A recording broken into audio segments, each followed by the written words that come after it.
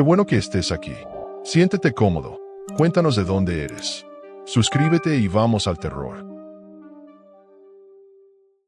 Todo empezó con pequeñas señales. Sonrisas demasiado amplias, reacciones exageradas, y ese inquietante hábito de probar el producto directamente de las latas. Poco a poco, los compañeros comenzaron a desaparecer sin explicación. Ese maldito pasillo prohibido guardaba respuestas que jamás hubiera querido descubrir. Me llamo Sebastián Ordóñez. Tengo 29 años y hasta hace poco pensaba que lo peor que podía pasarme era quedarme sin trabajo durante la crisis. Resulta gracioso cómo la vida te demuestra lo equivocado que puedes estar. La oferta de empleo en Cana Indilaitz apareció en mi feed como una bendición después de 3 meses buscando trabajo desesperadamente. El proceso de selección fue sorprendentemente rápido. Envié mi currículum un lunes y el miércoles ya estaba sentado frente al señor Valente, el gerente de producción, firmando mi contrato. Recuerdo perfectamente mi primer día. El olor a carne procesada y cereales impregnaba cada rincón de la fábrica. Me asignaron al área de envasado. Nada complicado. Supervisar que las latas se llenaran correctamente y detectar cualquier anomalía en la línea de producción. Mis compañeros parecían amables, aunque noté cierta tensión en el ambiente. Nadie hablaba más de lo necesario, y las risas se apagaban en cuanto el señor Moreira, nuestro jefe directo, aparecía por la puerta. Moreira era un hombre alto y delgado, con una calvicie incipiente que intentaba disimular con un peinado ridículo. Vestía siempre con impecables trajes grises que contrastaban con la ropa de trabajo del resto de empleados. Desde el primer momento hubo algo en el que me inquietó, pero no podía identificar exactamente qué era. Tal vez su forma de moverse, como si cada gesto estuviera estudiado, o quizás su voz, que cambiaba de tono abruptamente en una misma frase. Durante las primeras semanas me esforcé por adaptarme. El trabajo era monótono pero estable, y el sueldo, aunque no era extraordinario, me permitía pagar el alquiler y ahorrar un poco. Compartía turno con Elena, una mujer de mediana edad que llevaba 3 años en la empresa. Fue ella quien me dio el primer aviso, aunque en ese momento no le di importancia. «No te quedes nunca solo con el jefe», me susurró mientras almorzábamos en la cafetería. «Y jamás, bajo ninguna circunstancia, vayas al pasillo este después de las 5. Por supuesto, le pregunté por qué, pero ella solo negó con la cabeza y cambió de tema. Pensé que eran las típicas supersticiones de empresa, esas leyendas urbanas que surgen en cualquier lugar de trabajo. Sin embargo, pronto empecé a notar cosas extrañas. La forma en que Moreira sonreía, por ejemplo, no era una sonrisa normal. Sus labios se estiraban tanto que parecían a punto de rasgarse, mostrando demasiados dientes, perfectamente blancos y alineados, como si fueran postizos. También estaban sus arrebatos de emoción. Un día, mientras revisaba los informes de producción, comenzó a reír sin motivo aparente. Su risa era mecánica, como un sonido pregrabado que alguien reproducía a todo volumen. Todos nos quedamos paralizados, mirándolo fijamente, mientras él reía y reía, con los ojos abiertos de par en par, sin parpadear ni una sola vez. Después, como si nada hubiera ocurrido, volvió a su expresión neutral y continuó con el trabajo. Lo más perturbador, sin embargo, era su costumbre de probar el producto. A veces, durante las inspecciones de calidad, abría una lata al azar y metía los dedos directamente en la pasta de carne. La olía, la examinaba cuidadosamente y luego, ante la mirada atónita de todos, se llevaba una pequeña porción a la boca. «Excelente», decía siempre, limpiándose los dedos con un pañuelo inmaculado. «Nuestros amigos caninos estarán satisfechos». Y luego esa sonrisa antinatural volvía a su rostro, como una máscara mal ajustada. Un mes después de mi llegada, Raúl, el encargado del almacén, dejó de venir. Nadie dijo nada. Su escritorio fue vaciado y sus efectos personales desaparecieron. Cuando le pregunté a Elena qué había pasado, me miró con una mezcla de miedo y resignación. «Se fue», dijo simplemente, «como los otros». No quiso explicarme más y yo no insistí. Pero esa noche, mientras conducía de regreso a casa, no podía dejar de pensar en la expresión de su rostro. Había visto ese mismo terror en los ojos de un gato callejero acorralado por un perro. Esa misma semana noté algo más. Moreira tenía una fuerza inusual. Durante una entrega de materias primas, uno de los palés se atascó en la entrada del almacén. 2 operarios intentaban moverlo sin éxito. De repente, Moreira apareció. Apartó a los hombres con un gesto brusco y, Sin ningún esfuerzo aparente, levantó el palé como si fuera de cartón y lo colocó en su sitio. Nadie dijo nada, pero vi el intercambio de miradas entre los operarios. Ese palé debía pesar al menos 200 kilos. La desaparición de Raúl fue solo el comienzo. 2 semanas después, Lorena, la chica de contabilidad, también dejó de venir. Y luego fue Carlos, del departamento de calidad. Siempre el mismo patrón. Un día estaban allí, al siguiente sus puestos aparecían vacíos, como si nunca hubieran existido. Nadie hacía preguntas. Nadie mencionaba sus nombres. Era como si hubieran sido borrados no solo de la empresa, sino de la memoria colectiva. Mi curiosidad comenzó a transformarse en algo más oscuro, una mezcla de miedo y obsesión. Empecé a observar a Moreira con mayor atención, registrando cada gesto extraño, cada anomalía en su comportamiento. Una tarde, mientras revisaba el inventario en el sistema, descubrí algo inquietante. Había un registro de entregas nocturnas que no figuraba en ningún documento oficial. Productos químicos con nombres que no reconocía, cantidades significativas que entraban por la puerta trasera después de que todos nos hubiéramos ido. También noté cambios en el comportamiento de Moreira hacia mí. Me observaba constantemente, con esa sonrisa forzada que nunca llegaba a sus ojos. A veces lo sorprendía mirándome fijamente desde su oficina, a través de las persianas entreabiertas. Cuando nuestras miradas se cruzaban, no apartaba la vista como haría cualquier persona normal.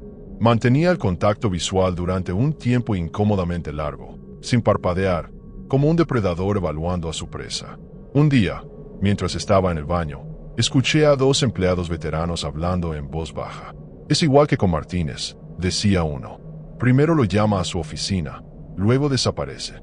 El otro respondió algo que no pude entender, pero su tono era de puro terror. Cuando salí del cubículo, ambos se callaron inmediatamente y salieron sin lavarse las manos, evitando mirarme directamente. Esa misma tarde, Moreira me pidió que pasara por su oficina al final del turno. Mi corazón latía con fuerza mientras esperaba que terminara la jornada. Elena me vio recogiendo mis cosas y notó mi nerviosismo. «¿Te llamó?», preguntó en un susurro. Cuando asentí, su rostro palideció. Me tomó del brazo con fuerza sorprendente y me arrastró hasta un rincón alejado. «No vayas solo», me suplicó. «Inventa una excusa, di que tienes que irte, que hay una emergencia». La intensidad de su miedo era contagiosa, pero también despertó mi determinación. Tenía que saber qué estaba pasando. La oficina de Moreira estaba al final del pasillo este, justo después de aquella misteriosa puerta prohibida. Respiré hondo antes de golpear suavemente. «Adelante», respondió su voz artificial. Al entrar, lo encontré de pie junto a la ventana, observando la línea de producción ya vacía. No se giró inmediatamente. «Sebastián», dijo finalmente, pronunciando cada sílaba de mi nombre como si estuviera probando un sabor nuevo. «Me alegra que hayas venido. Por favor, siéntate». Su oficina era sorprendentemente austera. Un escritorio metálico, una silla ergonómica, algunos archivadores y nada más. Ni fotos personales, ni plantas, ni ningún objeto que delatara personalidad o historia. Las paredes estaban desnudas excepto por un enorme cuadro abstracto de colores chirriantes que me produjo una inmediata sensación de malestar. Me senté rígidamente, preparado para cualquier cosa. Moreira permaneció de pie, moviéndose lentamente alrededor de la oficina, siempre manteniendo cierta distancia. «He estado observando tu trabajo», comenzó, y su voz sonaba casi normal, aunque con ese peculiar acento que no lograba identificar. «Eres meticuloso, atento a los detalles. Eso me gusta». Se detuvo frente a mí, inclinándose ligeramente. Demasiado cerca. Pude oler su aliento, una extraña mezcla de menta y algo metálico, como sangre. «Estamos considerando una promoción para ti. Supervisor del turno nocturno. Mejor salario, más responsabilidades». Mientras hablaba, noté algo en su cuello. Una especie de línea, casi imperceptible, que recorría desde su mandíbula hasta perderse bajo el cuello de su camisa. Como una cicatriz, o quizás un pliegue. Aparté la mirada rápidamente, pero fue demasiado tarde. Moreira se dio cuenta. Su sonrisa se congeló durante un instante, y luego se ensanchó aún más, revelando una hilera de dientes que parecían demasiado numerosos para una boca humana. «¿Sucede algo, Sebastián?», preguntó, y su voz ahora tenía un tono ligeramente diferente, más agudo, como si estuviera forzando las cuerdas vocales. Negué con la cabeza, intentando mantener la compostura. Solo estoy sorprendido por la oferta, mentí. Moreira me observó durante lo que pareció una eternidad, inmóvil como una estatua. Ni siquiera parecía respirar. Finalmente, se apartó y regresó tras su escritorio. Piénsalo, dijo. Necesito tu respuesta mañana. Me levanté, aliviado de poder terminar aquella extraña reunión, cuando añadió: y Sebastián, el pasillo este está restringido después de las 5 por razones de seguridad. Asegúrate de no volver a pasar por aquí a estas horas. Esa noche apenas pude dormir. La imagen de aquella línea en el cuello de Moreira se repetía en mi mente como una película de terror en bucle. ¿Qué diablos había visto? Repasaba mentalmente todas las posibilidades lógicas. Una cicatriz quirúrgica, un problema dermatológico, incluso un tatuaje mal hecho. Pero ninguna explicación encajaba con el resto de anomalías que había observado en él. Los movimientos demasiado fluidos y a la vez mecánicos, esa fuerza sobrehumana, la sonrisa imposible, y sobre todo, la sensación constante de que estaba interpretando un papel, como si hubiera aprendido a ser humano estudiando un manual defectuoso. A la mañana siguiente llegué temprano, decidido a investigar. Elena estaba en su puesto, con ojeras profundas y el pelo descuidado. ¿Qué pasó?, me preguntó inmediatamente al verme. Le conté sobre la oferta de promoción, omitiendo el detalle del cuello. Su reacción fue inmediata y visceral. Se llevó la mano a la boca para ahogar un grito. No la aceptes, dijo con voz entrecortada. Por lo que más quieras, Sebastián, rechaza ese puesto. Martínez era supervisor nocturno, y Gómez antes que él. Todos desaparecieron. Le pedí más detalles, pero en ese momento entraron otros compañeros y Elena cambió radicalmente de actitud, volviéndose hacia su trabajo con una concentración exagerada. Durante el resto de la mañana intenté acercarme a ella, pero me evitó constantemente. A la hora del almuerzo la encontré en un rincón de la cafetería, mirando nerviosamente hacia todas partes. Me senté frente a ella y le insistí. Finalmente, con un suspiro de resignación, sacó su teléfono y me mostró una foto. Esto es lo que encontré en el vestuario femenino hace 3 meses, dijo en voz tan baja que tuve que inclinarme para oírla. La imagen mostraba lo que parecía ser una especie de piel o membrana transparente, arrugada como un guante desechado. Estaba escondido detrás de las taquillas. Creo que es una especie de disfraz. Sentí un escalofrío recorrer mi espalda. ¿De Moreira?, pregunté, aunque ya sabía la respuesta. Elena asintió, sus ojos llenos de un terror genuino. Al día siguiente, María, la chica de limpieza que estaba conmigo cuando lo encontramos, no volvió al trabajo. Y recibí esto. Me mostró un mensaje de texto desde un número desconocido. Los accidentes ocurren a quienes miran donde no deben. Simple, directo, aterrador. He estado fingiendo que no vi nada, que no sé nada, continuó Elena. Es la única forma de sobrevivir aquí. Le pregunté por qué no había dejado el trabajo, por qué no había denunciado lo que estaba pasando. Su respuesta me heló la sangre. Lo intenté. Pero él siempre sabe. Te encuentra. No hay escape. El resto del día transcurrió en una nebulosa de miedo y paranoia. Cada vez que Moreira aparecía, sentía su mirada fija en mí, evaluándome, estudiándome. Durante una inspección rutinaria, se acercó por detrás tan silenciosamente que casi saltó cuando habló. ¿Has pensado en mi oferta, Sebastián? Su voz sonaba diferente hoy, con un ligero zumbido metálico que envió escalofríos por mi columna.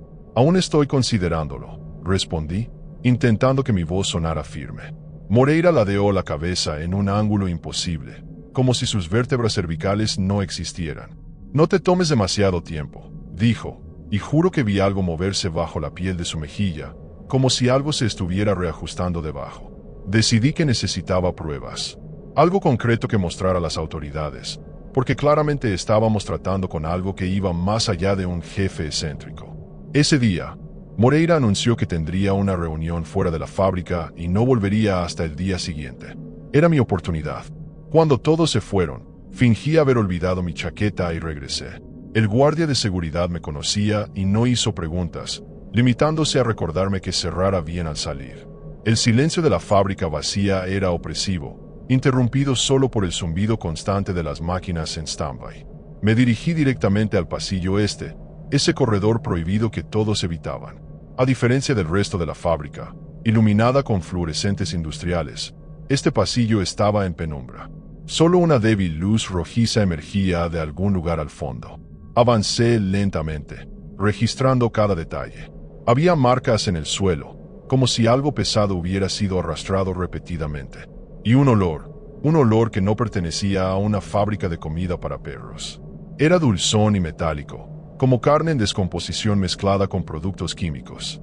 Al final del pasillo había una puerta de acero con un lector de tarjetas. Sin la tarjeta de acceso de Moreira, era imposible entrar. Frustrado, estaba a punto de darme por vencido cuando escuché algo. Un sonido débil pero inconfundible proveniente del otro lado de la puerta. Un golpeteo rítmico, como si alguien estuviera dando toques en el metal. Me pegué a la puerta, conteniendo la respiración para escuchar mejor. El golpeteo se detuvo, y luego, claramente, escuché una voz. ¿Hay alguien ahí?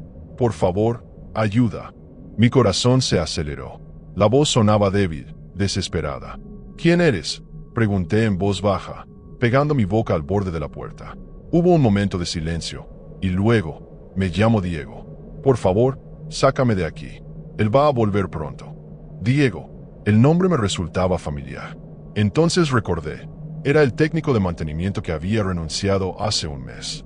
¿Qué te ha hecho?, pregunté, mientras buscaba frenéticamente alguna forma de abrir la puerta.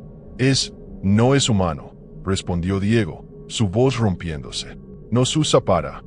Un ruido metálico interrumpió sus palabras, seguido de un grito ahogado. Diego, llamé desesperadamente, pero solo recibí silencio como respuesta. Intenté forzar la puerta, pero era inútil. El acero ni siquiera se movía bajo mi peso. De repente, escuché otro sonido, esta vez proveniente del pasillo principal. Pasos. Alguien se acercaba. Me alejé rápidamente de la puerta y busqué dónde esconderme. Al final del pasillo había un pequeño cuarto de limpieza.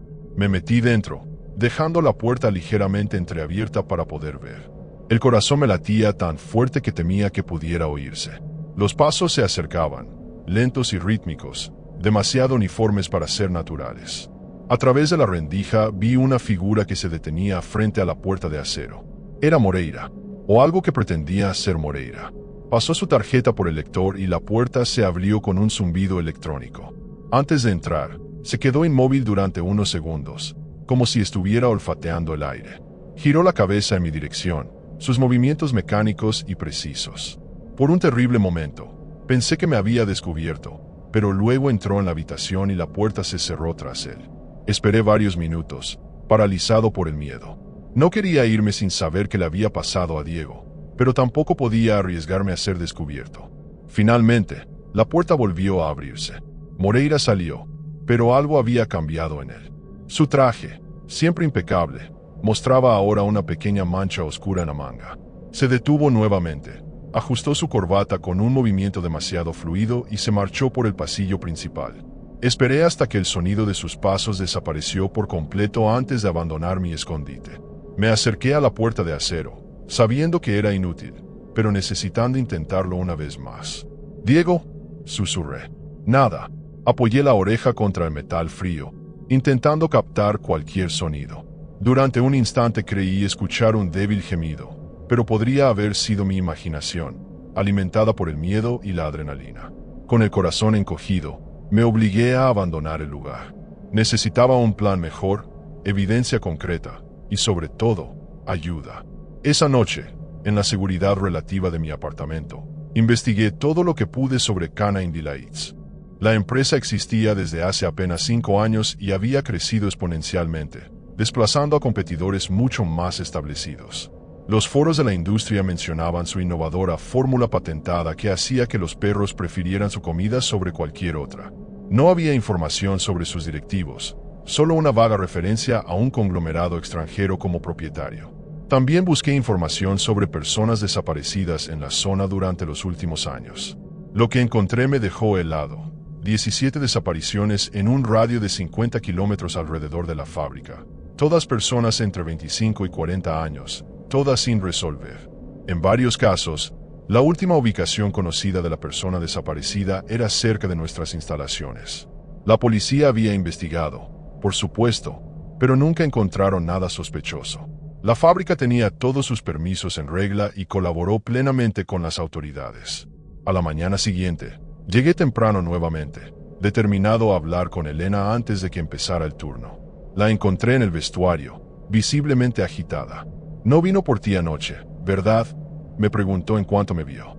Le conté lo que había descubierto, lo que había escuchado tras la puerta. Con cada palabra, su rostro se volvía más pálido. «Tenemos que hacer algo», dije finalmente. «Hay gente atrapada allí dentro. Gente como Diego, como María, como todos los que han renunciado». Elena negó con la cabeza, aterrorizada. «No podemos hacer nada. Nadie nos creerá. Y nos encontrará». Estaba a punto de insistir cuando la puerta del vestuario se abrió de golpe. Era Moreira. Su sonrisa, más amplia y antinatural que nunca, dominaba su rostro como una herida abierta. «Buenos días, Elena», dijo, con esa voz artificial. «¿Podrías dejarnos solos a Sebastián y a mí? Tenemos un asunto pendiente». Elena me lanzó una última mirada de pánico antes de salir apresuradamente. Nos quedamos solos, Moreira y yo, en un silencio tan tenso que casi podía palparse. «Me temo que no has seguido las reglas, Sebastián», dijo finalmente, sin abandonar su sonrisa. «El pasillo este está prohibido. Pero eso ya lo sabías, ¿verdad?». No respondí. Mi mente trabajaba frenéticamente, buscando una salida, una excusa, cualquier cosa que pudiera salvarme. Moreira dio un paso hacia mí, y luego otro. Sus movimientos eran demasiado precisos, como si cada músculo y articulación estuviera siendo controlado individualmente. «¿Qué eres?», pregunté finalmente, sorprendiéndome a mí mismo con mi audacia. La sonrisa de Moreira se congeló durante un instante, y luego se transformó en algo aún más perturbador. «Soy tu jefe», respondió, con un tono que pretendía ser jovial pero que sonaba completamente artificial. «Y soy quien decide tu futuro en esta empresa». Dio otro paso hacia mí, y esta vez noté algo extraño en su andar. Era como si sus piernas se doblaran en puntos donde no debería haber articulaciones. «Vi a Diego», dije, intentando ganar tiempo. «Sé que está vivo. ¿Qué le has hecho? ¿Qué les has hecho a todos?». Moreira ladeó la cabeza en ese ángulo imposible que había visto antes. «Diego renunció», dijo mecánicamente. «Como Raúl, como Lorena, como Carlos. Todos renunciaron. Es lo que hacen los humanos, ¿no? Cambian de trabajo cuando encuentran mejores oportunidades». La forma en que pronunció humanos me provocó un escalofrío. «No sé de qué estás hablando», continuó, acercándose aún más. Ahora estaba a menos de 1 metro de mí, y podía oler ese peculiar aroma metálico que emanaba de él. «Pero estoy preocupado por ti, Sebastián. Has estado actuando de forma errática. Estrés, quizás. O algo más serio». Su mano se movió hacia su bolsillo y extrajo lo que parecía ser una jeringa. «Un pequeño descanso te vendría bien. Un descanso prolongado». Mi instinto de supervivencia se activó. Agarré la primera cosa que encontré, un banco del vestuario, y lo lancé contra él con todas mis fuerzas. Para mi sorpresa, Moreira no intentó esquivarlo. El banco impactó directamente en su pecho, y escuché un sonido que no era de madera golpeando carne y hueso, sino algo más hueco, como si hubiera golpeado una cáscara vacía. Moreira trastabilló hacia atrás, y algo extraño ocurrió con su rostro. Por un segundo, pareció deslizarse ligeramente hacia un lado, como una máscara mal ajustada. Aproveché su momentánea confusión para correr hacia la puerta, pero Moreira se recuperó con una velocidad inhumana. Antes de que pudiera alcanzar la salida, sentí su mano cerrándose sobre mi brazo con una fuerza demoledora. Me giró como si no pesara nada, y me estrelló contra las taquillas. El impacto me dejó sin aire. «¡Qué decepción!», dijo, y su voz ahora tenía un tono metálico más pronunciado, como si hubiera abandonado parte de su simulación. «Tenía grandes planes para ti, Sebastián, pero ahora tendremos que conformarnos con lo básico». El dolor en mi espalda era intenso, pero el terror me mantenía alerta. Moreira se acercaba nuevamente, la jeringa aún en su mano. Su rostro había cambiado sutilmente. La piel parecía más tensa, casi brillante, y ese pliegue en su cuello se había hecho más visible, extendiéndose hacia su mandíbula. «No te preocupes», dijo con una voz que ahora oscilaba entre tonos graves y agudos, como una radio mal sintonizada. «Pronto formarás parte de algo más grande. Todos lo hacen, eventualmente». En un acto desesperado, Agarré una de las puertas metálicas de las taquillas que se había desprendido con el impacto y la usé como escudo. Moreira lanzó un golpe que atravesó el metal como si fuera papel. Su mano quedó atrapada momentáneamente, y aproveché para golpear su brazo con todas mis fuerzas. Escuché un crujido, pero no era el sonido de un hueso rompiéndose. Era más como plástico quebrándose. Moreira retrocedió y miró su brazo. La manga del traje se había rasgado, revelando lo que había debajo. No era piel, era una superficie lisa y grisácea, con un brillo artificial bajo la luz fluorescente. De la herida no manaba sangre, sino un líquido transparente y viscoso. Sus ojos se clavaron en los míos, y por primera vez, la máscara de humanidad cayó por completo. Su expresión era completamente inhumana, una parodia vacía de emoción. ¿Qué diablos eres?, pregunté, aunque ya no estaba seguro de querer saber la respuesta. Moreira, o lo que fuera que se hacía llamar así, dejó escapar un sonido que pretendía ser una risa pero que sonaba como engranajes chirriando. Somos los observadores, dijo, su voz ahora completamente metálica. Estudiamos, aprendemos, nos adaptamos. Ustedes son interesantes, tan frágiles pero tan complejos. Sus emociones, sus reacciones químicas, su biología, todo es valioso para nosotros. Retrocedí hacia la puerta, intentando mantener la mayor distancia posible entre nosotros. ¿Dónde están los demás? Diego, Raúl, todos ellos. Moreira ladeó la cabeza en ese ángulo imposible. En el laboratorio. Algunos todavía intactos, otros procesados. La información biológica es más valiosa cuando se extrae directamente de especímenes vivos. Un escalofrío recorrió mi espina dorsal ante la frialdad clínica con la que hablaba de sus víctimas. ¿Por qué la fábrica de comida para perros?, pregunté, intentando ganar tiempo mientras mi mano buscaba a tientas el pomo de la puerta. Moreira avanzó lentamente hacia mí, cada movimiento revelando más la artificialidad de su forma. Camuflaje perfecto, respondió. Los humanos no cuestionan ciertos olores o sonidos en un lugar así. Y los ingredientes que necesitamos pueden pasar desapercibidos entre los envíos regulares. Nadie sospecha, nadie pregunta demasiado. Mi mano finalmente encontró el pomo. Lo giré lentamente, rezando para que Moreira no notara mi intención de escapar. No te molestes, dijo, como leyendo mis pensamientos. La puerta está bloqueada. Tenemos todo el tiempo del mundo, Sebastián, como tuve con Elena hace unos minutos. Mi sangre se heló. ¿Qué le has hecho? La criatura que pretendía ser Moreira inclinó su cabeza en un ángulo aún más antinatural. Lo mismo que haré contigo. Primero, los sedamos. Luego, los llevamos al laboratorio para un estudio exhaustivo. El proceso es invasivo, pero eficiente. En ese momento, algo en mí se rompió.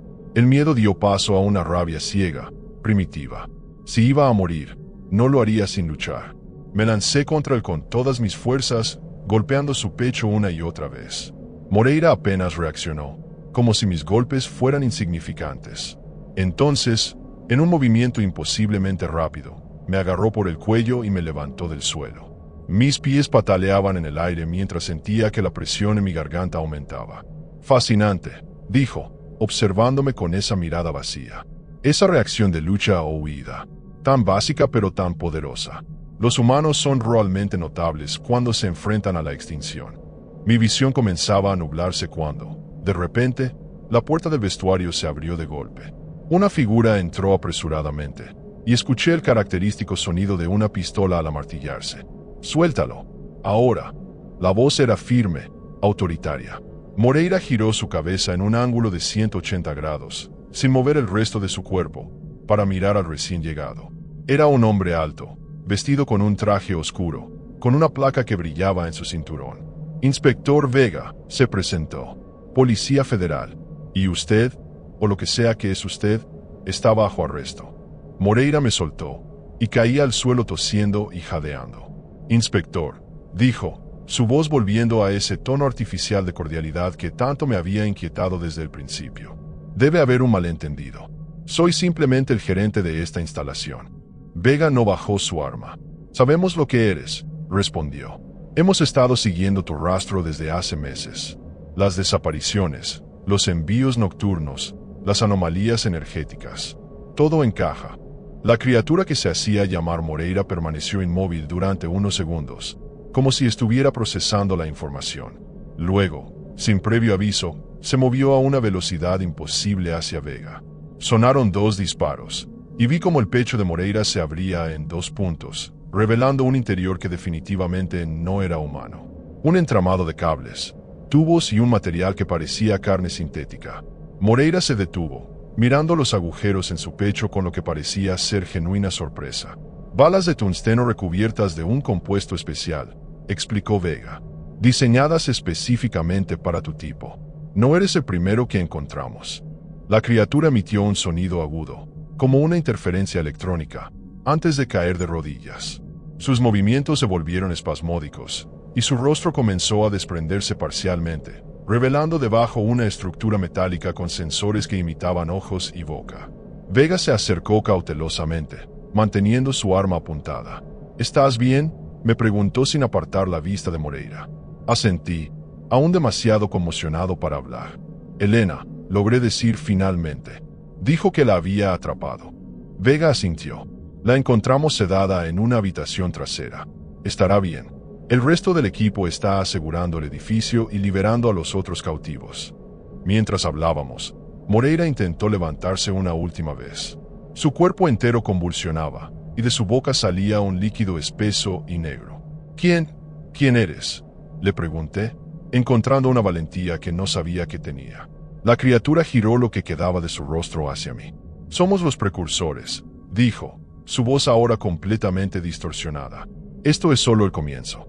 Hay más como yo, muchos más, estudiando, infiltrándose, preparándose. Vega disparó una vez más, y la criatura se desplomó definitivamente. Siempre dicen lo mismo, comentó con un tono de cansancio profesional. Llevo 5 años en la unidad especial, y todos amenazan con una invasión inminente. Pero hasta ahora, solo hemos encontrado infiltrados aislados. Recopiladores de información, principalmente. En las horas siguientes, el edificio se llenó de agentes que parecían saber exactamente qué estaban buscando. Descubrieron el laboratorio detrás de la puerta de acero, donde encontraron a Diego y otros 7 empleados desaparecidos, todos vivos pero en diversas condiciones. También hallaron evidencia de al menos 12 personas más que no habían sobrevivido a los experimentos. La verdadera naturaleza de Cana Indilaitz quedó al descubierto, una tapadera para una operación de recolección de datos biológicos humanos. Me interrogaron durante horas, queriendo saber cada detalle de mi interacción con Moreira y cómo había llegado a sospechar de él. Les conté todo, desde las pequeñas anomalías en su comportamiento hasta el descubrimiento final de su verdadera naturaleza. Vega escuchaba atentamente, asintiendo ocasionalmente. «Tienes buen instinto», me dijo cuando terminé. La mayoría de la gente ignora las señales. Su cerebro simplemente reinterpreta lo extraño como normal. Es un mecanismo de defensa evolutivo. Cuando finalmente me dejaron ir, era ya de madrugada. Me quedé un momento fuera de la fábrica, observando cómo sacaban equipos y evidencias en cajas selladas. Elena estaba allí, envuelta en una manta térmica, hablando con una agente. Nuestras miradas se cruzaron, y vi en sus ojos el mismo trauma, la misma incredulidad que yo sentía. Nos habíamos enfrentado a algo que desafiaba nuestra comprensión del mundo, algo que no debería existir pero que estaba allí, real y tangible. Vega se acercó a mí una última vez antes de que me fuera. Te recomendaría que no hables de esto con nadie, me advirtió. Por tu propio bien. Nadie te creería, y los que lo hicieran podrían ponerte en peligro. Nosotros nos ocuparemos de esto. Le pregunté quiénes eran exactamente ellos, pero solo sonrió enigmáticamente. Digamos que somos los que vigilamos a los vigilantes. Me entregó una tarjeta con un número. Si notas algo extraño, cualquier cosa, llámame. Y recuerda, observa los detalles. La mayoría de ellos son buenos imitando, pero siempre hay algo que no encaja del todo. Han pasado 6 meses desde aquella noche. He cambiado de trabajo, de apartamento, incluso de ciudad. Pero no puedo cambiar mis recuerdos ni la paranoia que ahora forma parte de mí. Observo a la gente en el metro, en la oficina, en las tiendas, buscando señales. Un movimiento demasiado rígido, una sonrisa que no llega a los ojos, una reacción emocional que parece ensayada. Porque ahora sé que están entre nosotros, estudiándonos, esperando. Y lo peor es que, como dijo Vega, la mayoría de la gente simplemente no quiere ver. A veces me pregunto si algún día volveré a sentirme seguro, si algún día podré mirar a un extraño sin preguntarme qué hay realmente bajo su piel. Pero entonces recuerdo las palabras finales de Moreira. Esto es solo el comienzo. Y sé que, por mucho que intente olvidar, por mucho que intente volver a la normalidad, nunca podré bajar la guardia. Porque ahora sé que no estamos solos. Y ellos lo saben todos sobre nosotros.